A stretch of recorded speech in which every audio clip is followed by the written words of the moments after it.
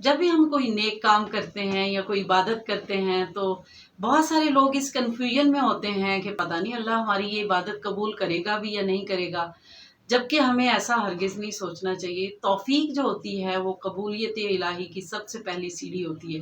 آپ قبول ہوئے ہیں تو آپ کو توفیق ملی، اگر آپ قبولیت نہ ہوتی تو توفیق کبھی نہ ملتی۔ ایک بڑھیا تھی رات کے اندھیرے میں، وہ اللہ کی بارگاہ میں دعا کر رہی تھی، یا اللہ مجھے یہ چیز اس محبت کے صدقے میں عطا فرما جو تو مجھ سے کرتا ہے۔ کسی سننے والے نے کہا کہ اے بڑھیا، ہم تو سب اللہ سے محبت کا دعویٰ کرتے ہیں، مگر ہمیں یہ کیسے پتہ چلے گا کہ اللہ بھی ہم سے محبت کرتا ہے؟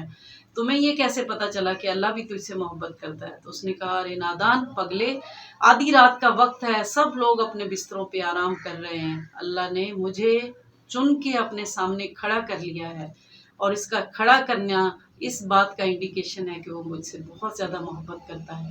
اس سے بڑی اور کیا نشانی ہو سکتی کہ اللہ مجھ سے بہت زیادہ محبت کرتا ہے؟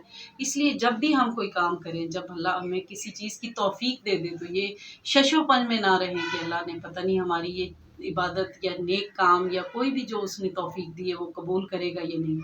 توفیق جس کو ملتی ہے اس کی قبولیت ہی ہوتی ہے۔ تو آج کا میسج آف دا ڈے یہی ہے، اللہ ہمیں نیک کام کرنے کی توفیق عطا فرمائے۔